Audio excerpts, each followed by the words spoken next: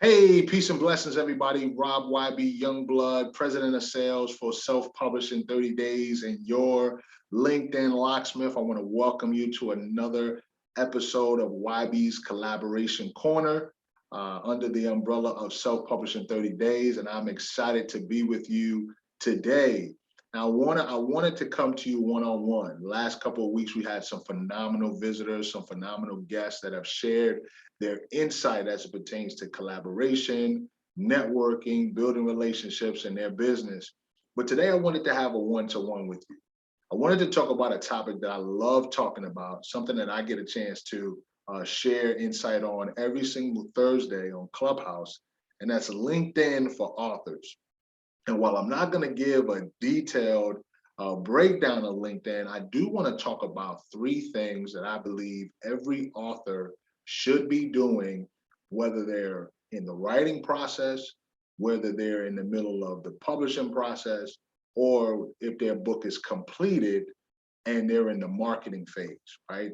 And that is building genuine relationships. Understand that building relationships is a skill set that must be mastered if you want to increase your visibility, credibility, and profitability.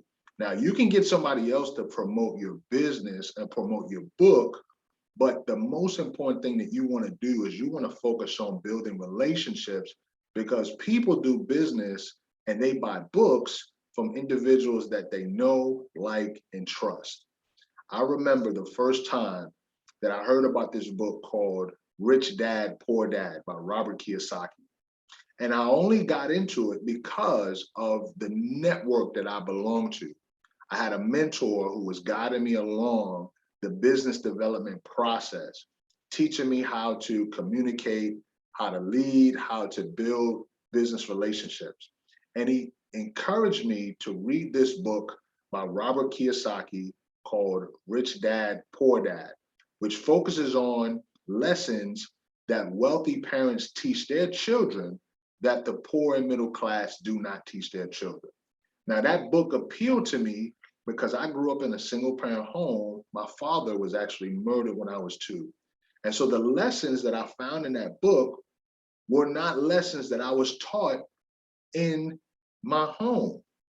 Now, why am I telling you this? I'm telling you this because had I not had a personal relationship with someone who was developing a wealth mentality, I would not have discovered Rich Dad, Poor Dad by Robert Kiyosaki.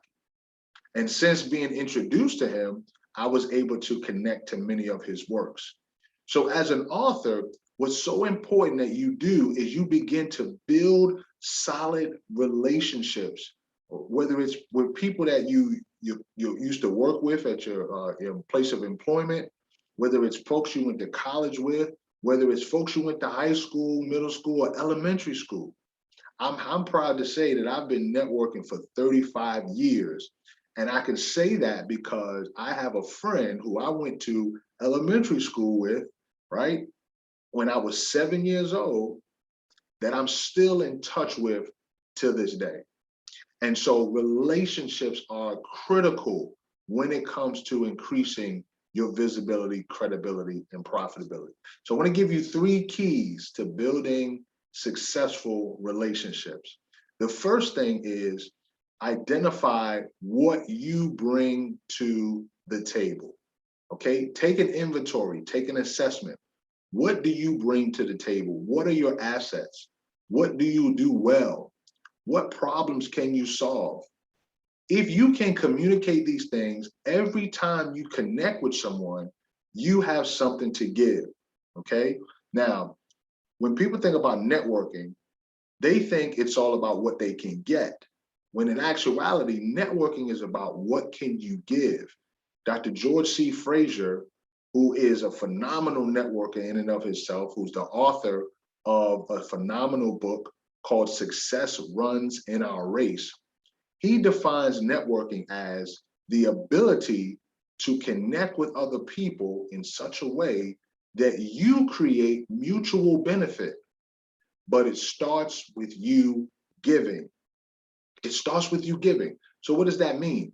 That means that every time you enter into a new relationship, you should be the one to initiate giving. And what do you give? You give your gift, right? You lead with value. You lead with a solution.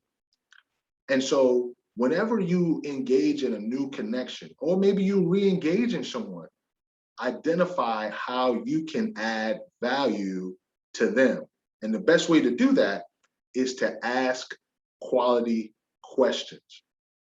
Okay, so that gets into my second part. So the first part is you want to focus on giving, right? You want to focus on having something of value to give.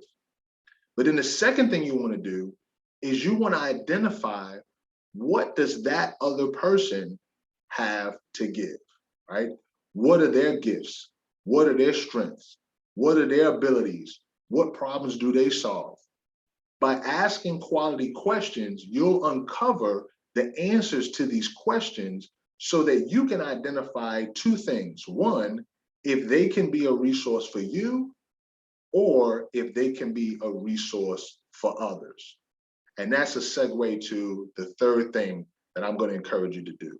So after you've focused on what you can give, and after you've identified what another person has to give, then the third thing you want to do when it comes to building solid relationships is identify other people outside of the initial connection that you too can impact together.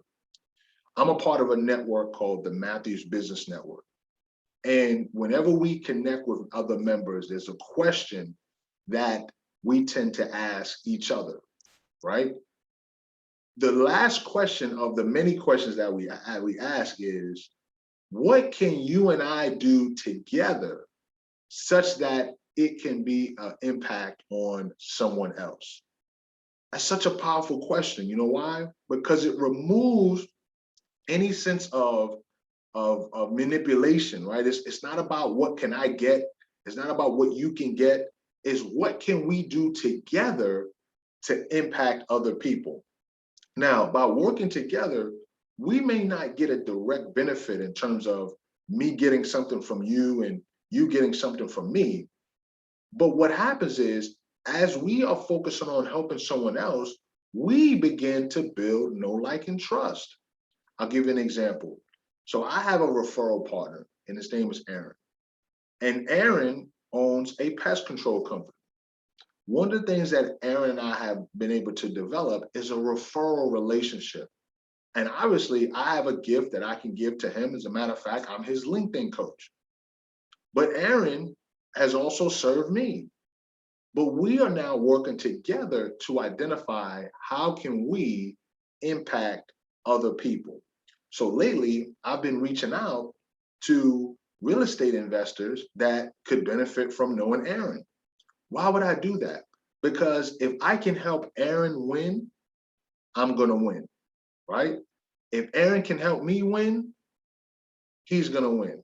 Okay. So one of those three things that I would recommend when it comes to building solid relationships as an author, okay? Because at the end of the day, not only are you an author, but you're in business. And being in business requires that you build successful relationships. You know why? Because if people don't know you exist, they won't pay you. If people don't know you exist, they won't buy your book. If people don't know you exist, they cannot support you. And so when you build solid relationships, you're able to do three things. Number one, make a direct connection with someone who can benefit from your gift. Number two, you can receive impact from that individual and they can share their gift with you. And then number three, you can work together with others to impact the lives of people that you don't even know yet. But because of your network, you're able to attract other people. I hope that makes sense. I'm so excited that you were able to join me today on YB's Collaboration Corner, where our focus is on empowering, inspiring, and impacting you and helping you to live out your God-given purpose so that you can increase your visibility, credibility, and profitability. I'm looking forward to seeing you next time. Be encouraged, be blessed. Most of all, continue to share your faith. And how do you share your faith? Is you give your gift away. We'll talk soon. Peace.